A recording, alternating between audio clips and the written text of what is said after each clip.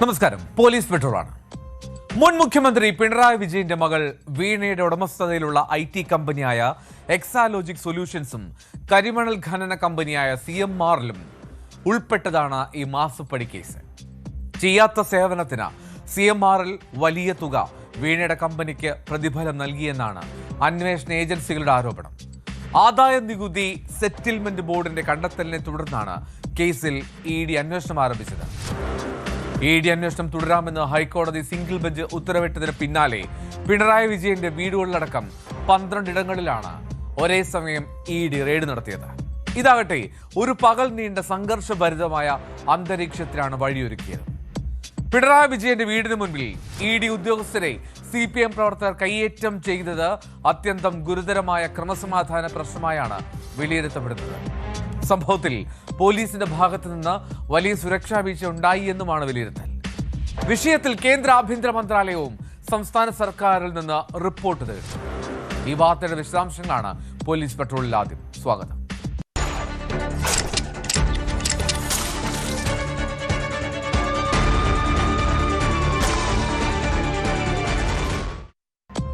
മുൻ മുഖ്യമന്ത്രി പിണറായി വിജയന്റെ വീട്ടിൽ റെയ്ഡിനെത്തിയ എൻഫോഴ്സ്മെന്റ് ഡയറക്ടറേറ്റ് ഉദ്യോഗസ്ഥരെ ആക്രമിച്ച കേസിൽ 5 പേർ അറസ്റ്റിലായി.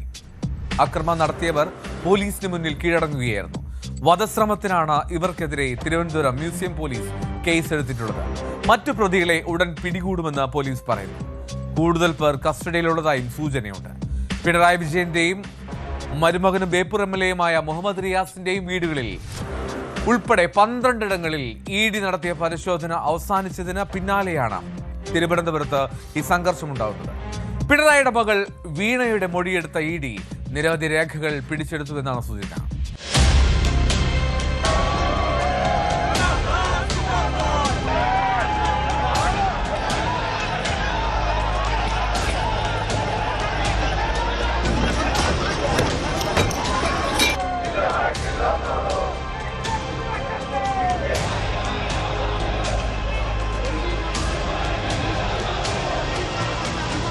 പിണറായി വിജയന്റെ കണ്ണൂരിലെ വീട്ടിലും തിരുവനന്തപുരം ബേക്കറി ജംഗ്ഷനിലെ വാടക വീട്ടിലും മരുമകനും ബേപ്പൂർ MLAയുമായ മുഹമ്മദ് റിയാസിന്റെ കോഴിക്കോട് കോട്ടൂളിയിലെ വീട്ടിലും അടക്കം 12 ഇടത്താണ് എൻഫോഴ്സ്മെന്റ് ഡയറക്ടറേറ്റിന്റെ പരിശോധന നടന്നത്. കേരളത്തിൽ 10 ഇടത്തും കേരളത്തിന് പുറത്ത് 2 ഇടത്തുമായിരുന്നു റെയ്ഡ്. പുലർച്ചെ കനത്ത സുരക്ഷയോടെയാണ് ED സംഘം പിണറായിയുടെ വീട്ടിലെത്തിയത്. രാവിലെ പരിശോധന തുടങ്ങിയപ്പോൾ തന്നെ CPM പ്രവർത്തകർ പ്രതിഷേധവുമായി തെരുവിലിറങ്ങിയിരുന്നു. നേതാക്കളടക്കം റോഡിൽ കുത്തിയിരുന്നും പ്രതിഷേധിച്ചു.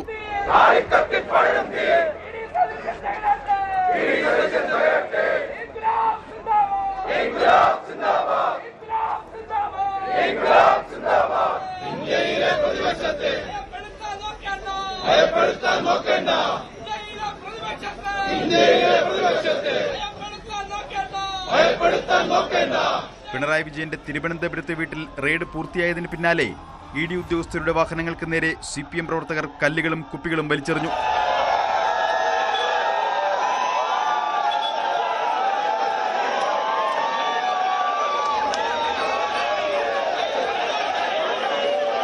വീടിന് പുറത്തുണ്ടായിരുന്ന പോലീസുകാരുടെ ഹെൽമറ്റുകൾ പിടിച്ചുവാങ്ങി പ്രവർത്തകർ അത് CRPF ജവാന്മാർക്ക് നേരെയും വലിച്ചെറിഞ്ഞു.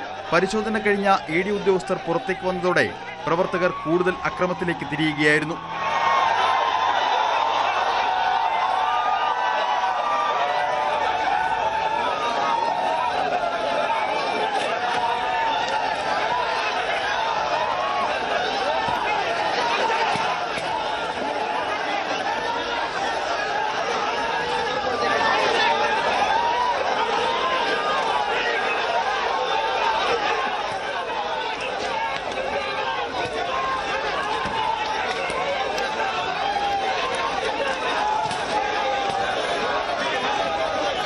ഇതോടെ വലിയ സംഘർഷാവസ്ഥയ്ക്കാണ് പ്രദേശം സാക്ഷ്യം വഹിച്ചത്. CPM പ്രവർത്തകർ 3 വാഹനങ്ങൾ തകർത്തു. ഇഷ്ടികയും കല്ലും ഉപയോഗിച്ചാണ് വാഹനത്തിന്റെ ചില്ല് തകർത്തത്.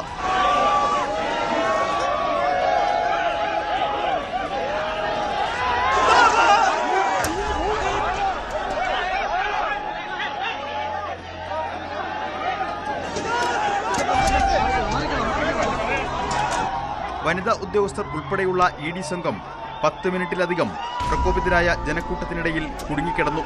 പോലീസിന് പ്രവർത്തകരെ നിയന്ത്രിക്കാനോ വാഹനങ്ങൾക്ക് വഴിയൊരുക്കാനോ സാധിച്ചില്ല.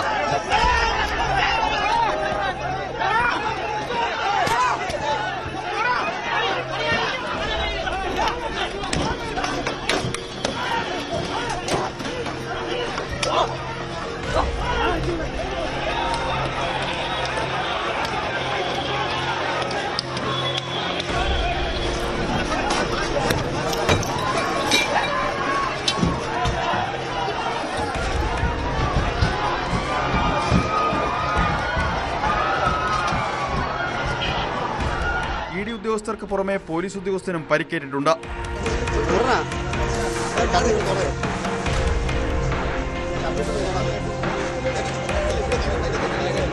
ആശുപത്രിയിൽ ചികിത്സ തേടിയ ഉദ്യോഗസ്ഥർ പിന്നാലെ മ്യൂസിയം പോലീസ് സ്റ്റേഷനിൽ പരാതി നൽകി.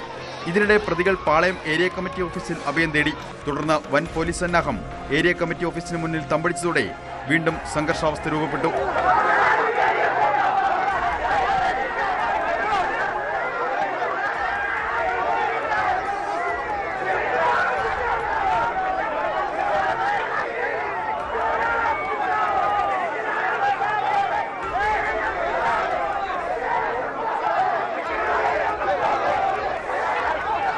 മുതിർന്ന നേതാക്കൾ അടക്കമുള്ളവർ ആദ്യം അറസ്റ്റിന് അനുമതി നൽകിയില്ല.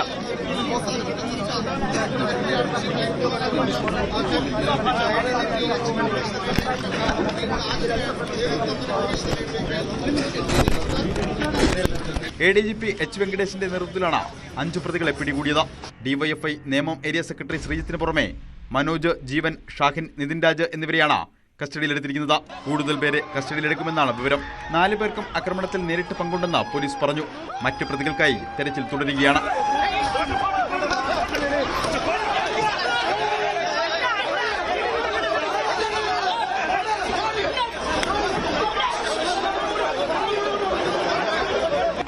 എല്ലാം നമുക്ക് നിയമ നടപടി ശക്തമായിട്ട് എടുക്കും. നമുക്ക് കുറ്റകൃത്യം ചെയ്യുന്ന ആൾക്കാർക്ക് നമുക്ക് പിടിക്കണം. അത്രയും. സംഭവത്തിൽ പോലീസിന് വലിയ സുരക്ഷാ വീഴ്ച ഉണ്ടായതായാണ് വിലയിരുത്തൽ. സ്ഥലത്ത് സംഘർഷമുണ്ടാകാനുള്ള സാധ്യത പോലീസ് മുൻകൂട്ടി കണ്ടില്ലെന്ന വിമർശനവും ഉയരുന്നുണ്ട്. സംഭവത്തിൽ കേന്ദ്ര ആഭ്യന്തര മന്ത്രാലയം സംസ്ഥാന സർക്കാരിൽ നിന്ന് റിപ്പോർട്ട് തേടും. ED ഡയറക്ടർ രാഹുൽ നവീനും റിപ്പോർട്ട് തേടിയിട്ടുണ്ട്. ഗവർണറും പോലീസ് മേധാവിയോട് റിപ്പോർട്ട് തേടി. CMR എക്സാലോജി കേസിൽ ED അന്വേഷണം തുടരാമെന്ന ഹൈക്കോടതി ഉത്തരവിന് പിന്നാലെയാണ് റെയ്ഡ് നടന്നത്. വീണ വിജയനിൽ നിന്ന് ED മൊഴിയെടുത്തു. തിരുവനന്തപുരത്തെ വീട്ടിൽ നിന്നടക്കം രേഖകൾ പിടിച്ചെടുത്തതായാണ് സൂചന. അതേസമയം കണ്ണൂരിൽ റെയ്ഡിൽ ഒന്നും കണ്ടെത്തിയിട്ടില്ലെന്ന് ED എഴുതി നൽകിയതായി CPM നേതാക്കൾ പറഞ്ഞു.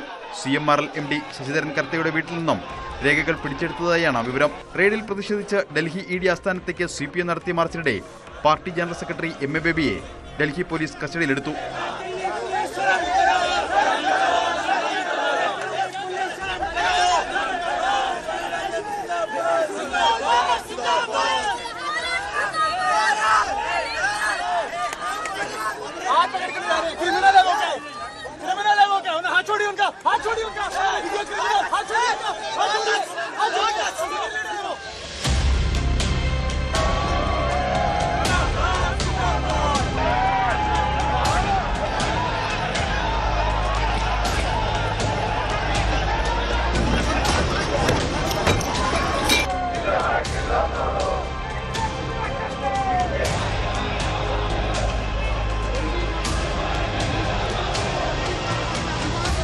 ബ്യൂറോകൾക്കൊപ്പം ന്യൂസ് ഡെസ്ക് ന്യൂസ് 18.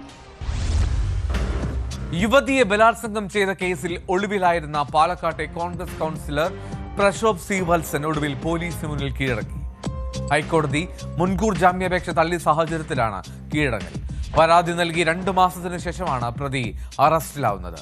പ്രശോഭ് തമിഴ്നാട്ടിൽ ഒളിവിൽ കഴിയുകയായിരുന്നുവെന്നാണ് വിവരം.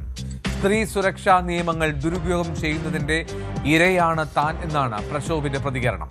പരാതി വന്ന ഉടനെ DCC നേതൃത്വം ഇടപെട്ട് പ്രശോഭ് സി വത്സനെ പാർട്ടിയിൽ നിന്ന് പുറത്താക്കിയിരുന്നു.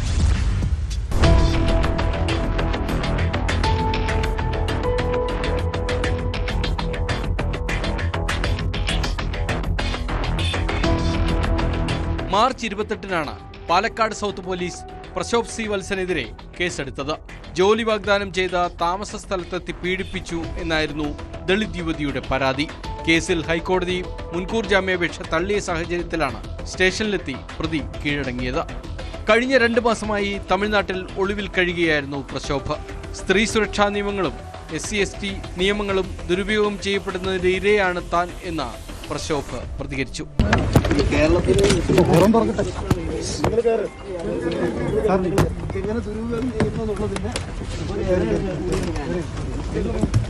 പാലക്കാട് നഗരസഭ 24-ാം വാർഡിലെ കൗൺസിലറാണ് പ്രശോഭ്.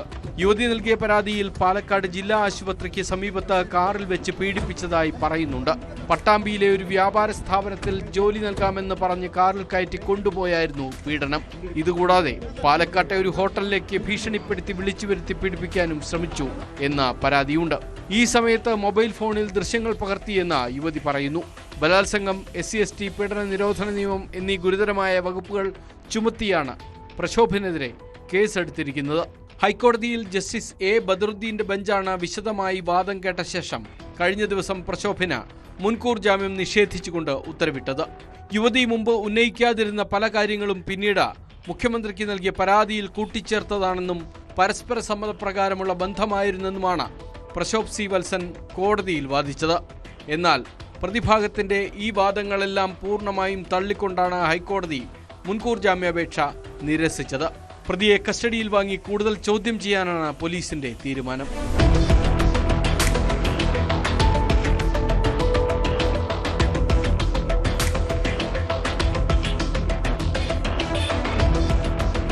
ന്യൂസ് 18 പാലക്കാട്.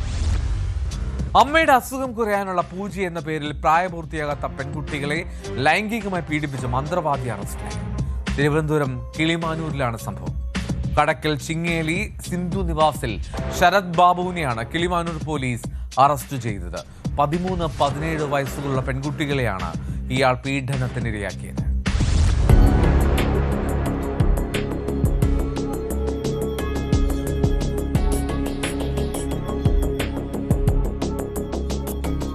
അമ്മയുടെ രോഗം മാറാനുള്ള പൂജയുടെ ഭാഗമായി താനുമായി ലൈംഗിക ബന്ധത്തിൽ ഏർപ്പെടണമെന്ന പെൺകുട്ടികളെ പറഞ്ഞു വിശ്വസിപ്പിച്ചാണ് പീഡനം നടത്തിയത്. വീട്ടിൽ വെച്ചും ലോഡ്ജിൽ വെച്ചുമാണ് സഹോദരിമാരായ കുട്ടികളെ പ്രതി ശരത് ബാബു പീഡിപ്പിച്ചത് എന്ന് പോലീസ് പറഞ്ഞു.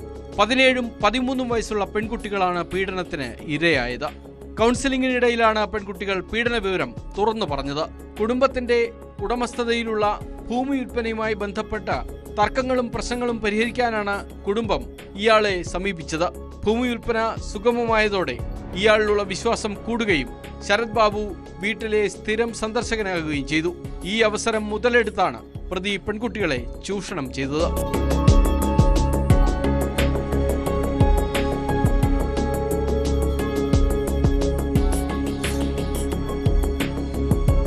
പരാതിയുടെ അടിസ്ഥാനത്തിൽ കിളിമാനൂർ പോലീസ് വ്യത്യസ്ത കേസുകൾ രജിസ്റ്റർ ചെയ്ത് പോക്സോ അടക്കമുള്ള വകുപ്പുകൾ ചുമത്തിയാണ് പ്രതിയെ അറസ്റ്റ് ചെയ്തത്. കോടതിയിൽ ഹാജരാക്കിയ പ്രതിയെ റിമാൻഡ് ചെയ്തു. 55 വയസ്സുള്ള പ്രതി മുൻപും സമാന കുറ്റകൃത്യങ്ങൾ ചെയ്തിട്ടുണ്ടോ എന്ന് പോലീസ് അന്വേഷിച്ചു വരികയാണ്.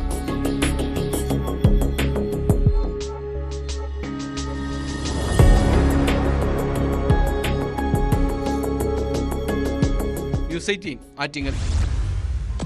ഹരിപ്പാട് താലൂക്ക് ആശുപത്രിയിൽ നവജാത ശിശുവിനെ ജനാലയിലൂടെ അമ്മ വലിച്ചെറിഞ്ഞ സംഭവം ഏറെ നടുക്കമുണ്ടാക്കിയതാണ്.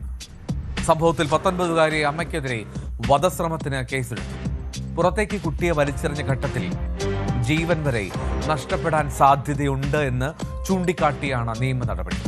ശുചിമുറിയുടെ ഭാഗത്തു നിന്ന് നവജാത ശിശുവിന്റെ കരച്ചിൽ കേട്ടതിനെ തുടർന്ന് ജീവനക്കാർ നടത്തിയ പരിശോധനയിലാണ് ആ കുഞ്ഞിനെ കണ്ടെത്തുന്നത്.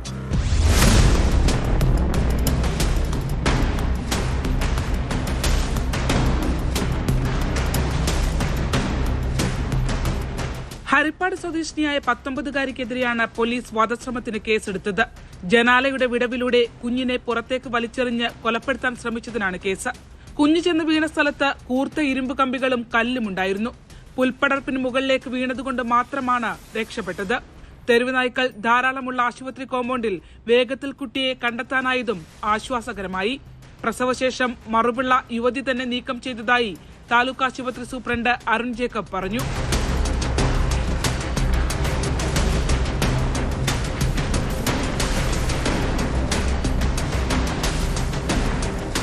കഴിഞ്ഞ ദിവസം രാത്രിയാണ് ആർത്തവവേദന എന്ന് പറഞ്ഞ് ആശുപത്രിയിലേക്ക് 19-കാരി പിതാവിനും മാതൃസഹോദരിക്കുമൊപ്പം എത്തുന്നത്.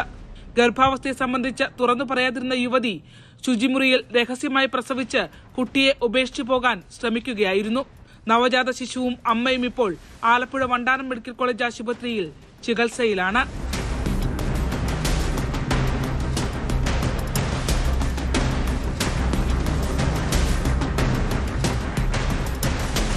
ന്യൂസ് 18 ആലപ്പുഴ.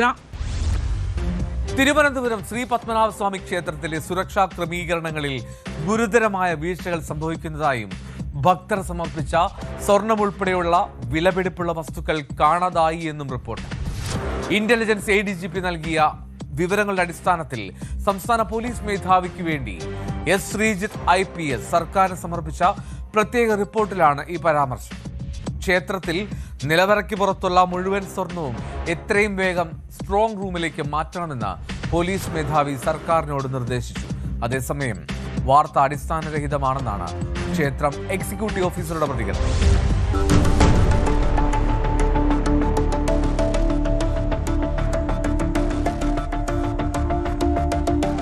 ക്ഷേത്രത്തിലെ പല വിലപിടിപ്പുള്ള വസ്തുക്കളും അറ്റകുറ്റപ്പണികൾക്കായി പുറത്തേക്ക് കൊണ്ടുപോയ ശേഷം തിരികെ എത്തിച്ചിട്ടില്ലെന്നാണ് പോലീസ് റിപ്പോർട്ടിൽ ചൂണ്ടിക്കാട്ടുന്നത്. ഭക്തർ കാണിക്കയായി സമർപ്പിച്ച ഏകദേശം 78 ഗ്രാം സ്വർണ്ണക്കട്ടികളും നാണയങ്ങളും കാണാതായിട്ടുണ്ട്. ക്ഷേത്രത്തിന്റെ ശ്രീകോവിലിനുള്ളിൽ സൂക്ഷിച്ചിരുന്ന വൈരനാമം കഴിഞ്ഞ 6 മാസമായി തിരികെ വച്ചിട്ടില്ല. ക്ഷേത്രത്തിലെ സ്വർണ്ണവിളക്ക് മാറ്റി പകരം ഔദ്യോഗിക രേഖകളിൽ ഒന്നുമില്ലാത്ത ഒരു വെള്ളിവിളക്ക് സ്ഥാപിച്ചതായും അന്വേഷണത്തിൽ കണ്ടെത്തിയിട്ടുണ്ട്. രാജകുടുംബാംഗവുമായി ബന്ധമുള്ളവർ സുരക്ഷാ പരിശോധനകൾ കൂടാതെ ക്ഷേത്രത്തിൽ പ്രവേശിക്കുന്നുണ്ട്. ഇവർ ക്ഷേത്ര ജീവനക്കാരുടെയും സെക്യൂരിറ്റി വിഭാഗത്തിന്റെയും ഒത്താശയോടെയാണ് സുരക്ഷാ മാനദണ്ഡങ്ങൾ ലംഘിക്കുന്നതെന്നും റിപ്പോർട്ടിൽ പറയുന്നു. ഒരാളെപ്പോലും സുരക്ഷാ പരിശോധനകളില്ലാതെ ക്ഷേത്രത്തിലേക്ക് കയറ്റരുത്.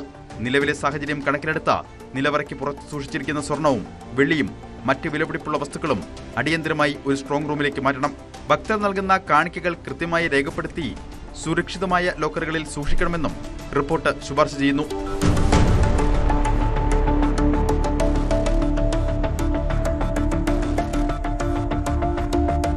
ക്ഷേത്രത്തിൽ ഗുരുതര സുരക്ഷാ വീഴ്ചയുണ്ടെന്ന് ചൂണ്ടിക്കാട്ടി പോലീസ് മേധാവിക്ക് വേണ്ടി അഡീഷണൽ ചീഫ് സെക്രട്ടറിക്ക് നൽകിയ കത്തിലാണ് നിർദ്ദേശങ്ങളുള്ളത്.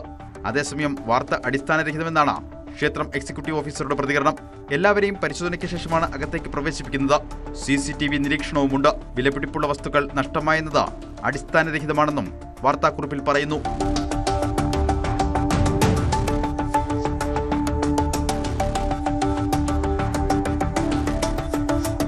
ന്യൂസ് 18 തിരുവനന്തപുരം. ആലപ്പുഴയിൽ ഡിവൈഎസ്പി കൈക്കൂലി കേസിൽ അറസ്റ്റിലായി. ചേർത്തല ഡിവൈഎസ്പി അനിൽകുമാറാണ് അറസ്റ്റിലായത്.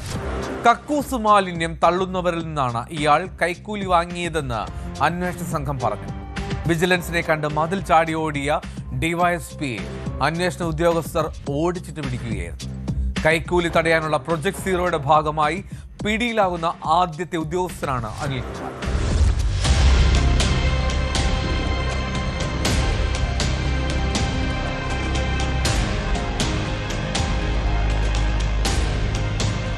ആലപ്പുഴ തൈക്കലിലാണ് സംഭവം.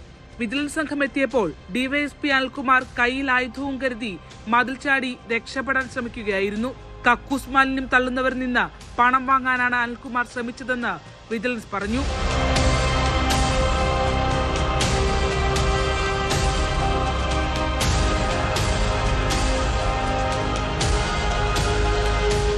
$2 ലക്ഷം ആവശ്യപ്പെട്ടതിനെ തുടർന്ന് 50,000 രൂപ ആദ്യം എത്തിച്ചു നൽകുകയായിരുന്നു. ഇതിനിടയിലാണ് ഡിവൈഎസ്പി പിടിയിലാകുന്നത്. കൈലിമുണ്ടും ധരിച്ച് പുറത്തേക്കോടിയ ഡിവൈഎസ്പിയെ ഓടിച്ചിട്ട് പിടിക്കുകയായിരുന്നു. ഇയാളുടെ വീട്ടിൽ നിന്ന് പണവും കണ്ടെത്തിയിട്ടുണ്ട്. വിജിലൻസ് ഡിവൈഎസ്പി ബെന്നി, ഇൻസ്പെക്ടർമാരായ ഷൈജു ഇബ്രാഹിം, പ്രശാന്ത് കുമാർ എന്നിവരുടെ നേതൃത്വത്തിലുള്ള സംഘമാണ് അനിലിനെ വലയിലാക്കിയത്. ഇതിനു മുമ്പും ഇയാളെ മേലുദ്യോഗസ്ഥർ പണമിടപാടുകളെ സംബന്ധിച്ച ആരോപണങ്ങളിൽ താക്കീത് ചെയ്തിട്ടുണ്ട്. മുഹമ്മ സ്വദേശി നൽകിയ പരാതിയുടെ അടിസ്ഥാനത്തിലാണ് നാണം കെട്ട രീതിയിൽ ഡിവൈഎസ്പിക്ക് പിടിവീഴുന്നത്.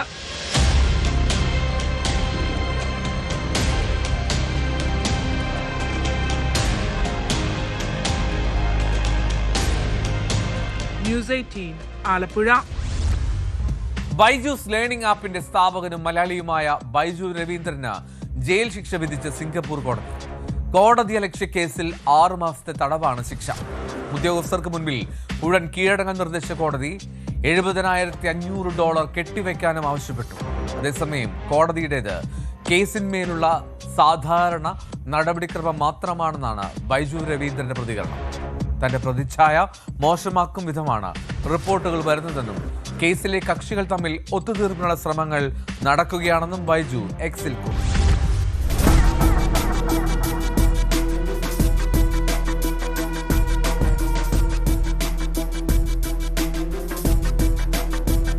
ആസ്തി വിവരങ്ങൾ വെളിപ്പെടുത്തുന്നതുമായി ബന്ധപ്പെട്ട കോടതി ഉത്തരവുകൾ തുടർച്ചയായി ലംഘിച്ചതിനും കോടതിയിൽ ഹാജരാകുന്നതിൽ വീഴ്ച വരുത്തിയതിനുമാണ് ശിക്ഷയെന്നാണ് റിപ്പോർട്ടുകൾ. 6 മാസ തടവാണ് സിംഗപ്പൂർ കോടതി വിധിച്ചത്. ഉടൻ കോടതിയിൽ കീഴടങ്ങാൻ ഉത്തരവിട്ടതിനോടൊപ്പം $90,000 സിംഗപ്പൂർ ഡോളർ, അതായത് ഏകദേശം 67.46 ലക്ഷം രൂപ നിയമപരമായി ചെലവായി കോടതിയിൽ കട്ടിവെക്കാനും വിധിയിൽ ആവശ്യപ്പെട്ടിട്ടുണ്ട്. സ്വന്തം ആസ്തികൾ സംബന്ധിച്ച് 2024 ഏപ്രിൽ മുതൽ കോടതി പുറപ്പെടുവിച്ച ഒട്ടേറെ നിർദ്ദേശങ്ങൾ അനുസരിക്കാൻ ബൈജു ഇതുവരെ തയ്യാറായിട്ടില്ല എന്നാണ് കോടതി കണ്ടെത്തിയിരിക്കുന്നത്. BR ഇൻവെസ്റ്റ്കോ എന്ന കമ്പനിയുടെ ഉടമസ്ഥാവകാശം സംബന്ധിച്ച കേസിന്മേലാണ് ബൈജുവിനെതിരെ നടപടിയെന്നറിയുന്നു. ഉടമസ്ഥാവകാശം വ്യക്തമാക്കുന്ന രേഖകൾ ഹാജരാക്കാനും കോടതി ആവശ്യപ്പെട്ടിട്ടുണ്ട്.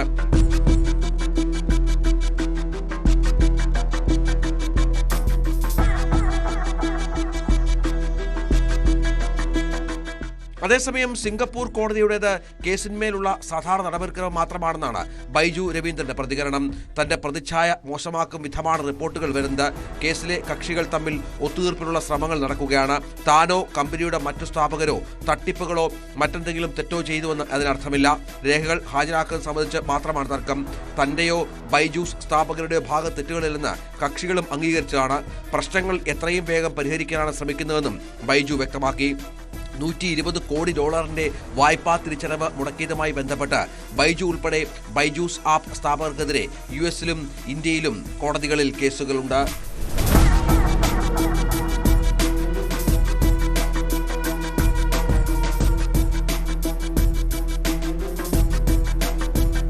News desk, News 18. പ്രമുഖ മലയാളി ഡോക്ടർ അച്ചാമ്മ ജോൺ കൊല്ലപ്പെട്ടതിന്റെ നടുക്കത്തിലാണ് ബ്രിട്ടനിലെ മലയാളികൾ. UK-യിലെ മിൽട്ടൺ കീൻസിലാണ് വനിതാ ഡോക്ടർ കൊല്ലപ്പെട്ടത്. സംഭവത്തിൽ 58-കാരനായ ഭർത്താവിനെ ബ്രിട്ടീഷ് പോലീസ് കസ്റ്റഡിയിലെടുത്തു. കുടുംബ വഴക്കാണ് കൊലപാതകത്തിന് കാരണമെന്നാണ് പുറത്തുവരുന്ന വിവരം.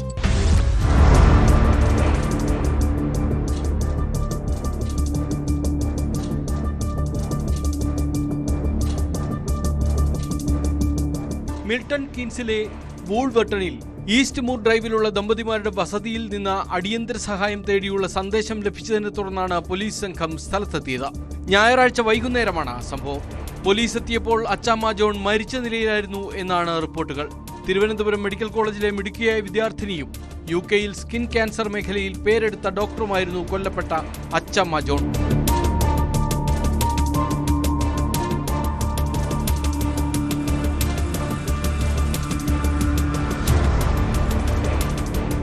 വീട്ടിൽ നിന്നാണ് ഡോക്ടറുടെ ഭർത്താവിനെ പോലീസ് കസ്റ്റഡിയിലെടുത്തത്.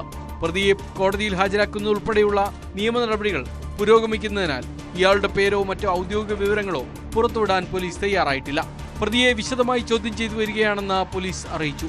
ഞായറാഴ്ച വൈകിട്ട് 6 മണിയോടെ ദമ്പതികൾ തമ്മിലുള്ള കടുത്ത വഴക്കാണ് കൊലപാതകത്തിൽ കലാശിച്ചത് എന്നാണ് പ്രാഥമിക വിവരം. ഇവർ മിൽട്ടൺ കെയ്ൻസിലെ പ്രാദേശിക ദേവാലയത്തിൽ സജീവമായിരുന്നെങ്കിലും പൊതുവെ മലയാളി സമൂഹത്തിൽ നിന്ന് അകന്ന് ജീവിച്ചിരുന്നവരാണ്. അതുകൊണ്ടുതന്നെ കൊലപാതക വിവരവും ഭർത്താവ് പിടിയിലായതും പുറം ലോകം അറിയാൻ വൈകി. NHS-ൽ ഏറെ പ്രിയങ്കരിയായിരുന്ന ഡോക്ടറുടെ ഔദ്യോഗിക ജീവിതം വിജയകരമായിരുന്നെങ്കിലും കുടുംബജീവിതത്തിൽ ഭർത്താവുമായുള്ള കടുത്ത അസ്വാരസ്യങ്ങൾ നിലനിന്നിരുന്നു എന്നാണ് സൂചന.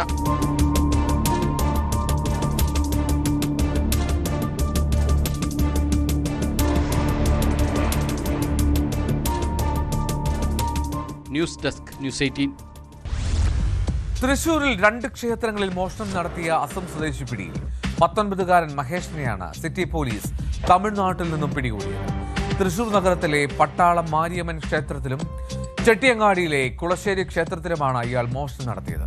ഇയാൾക്കെതിരെ വേറെയും മോഷണ കേസുകളുണ്ട്.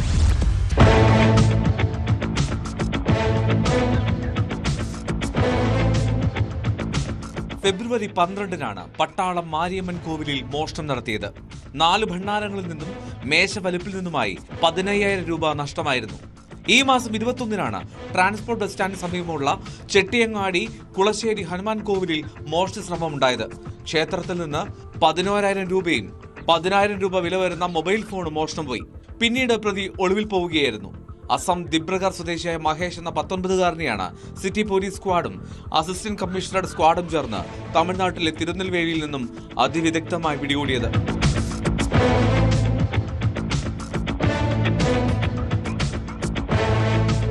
അന്വേഷണത്തിൽ പ്രതിക്കെതിരെ തിരുവനന്തപുരം, തൃശൂർ ജില്ലകളിൽ കേസുകളുണ്ടെന്ന് വ്യക്തമായി. City police commissioner Nakul R ദേശ്മുഖിന്റെ നിർദ്ദേശാനുസരണം അസിസ്റ്റന്റ് കമ്മീഷണർ എം ശശിധരന്റെ നേതൃത്വത്തിലുള്ള അന്വേഷണ സംഘമാണ് മോഷ്ടാവിനെ പിടികൂടിയത്.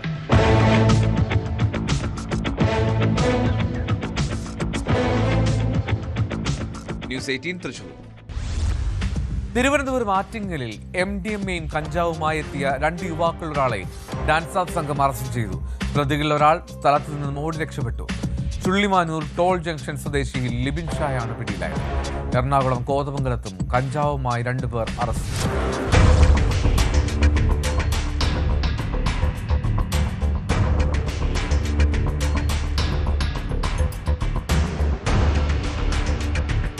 ബംഗളൂരുവിൽ നിന്നും കഞ്ചാവുമായി യുവാക്കൾ കാറിൽ വരുന്നുണ്ടെന്ന രഹസ്യവിവരത്തെ തുടർന്നാണ് ആറ്റിങ്ങലിൽ ഡാൻസ് ഓഫ് സംഘം പരിശോധന നടത്തിയത്.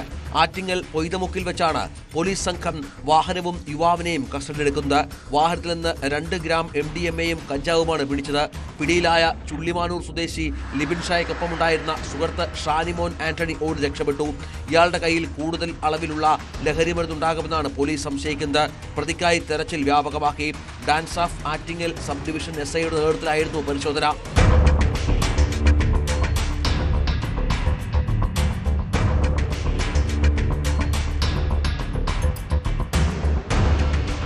എറണാകുളം കോതമംഗലത്തും കഞ്ചാവുമായി 2 പേർ അറസ്റ്റിലായി.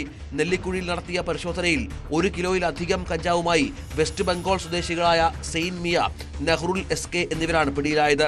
Kothamangalam excise circle inspector Janeesh MS-ന്റെ നേതൃത്വത്തിൽ നടന്ന റെയ്ഡിൽ excise inspector Sabeen T, assistant excise inspector Aji Augustine, preventive officer Devu BC, civil excise officer Abin Semmam, driver Nandu എന്നിവർ പങ്കെടുത്തു.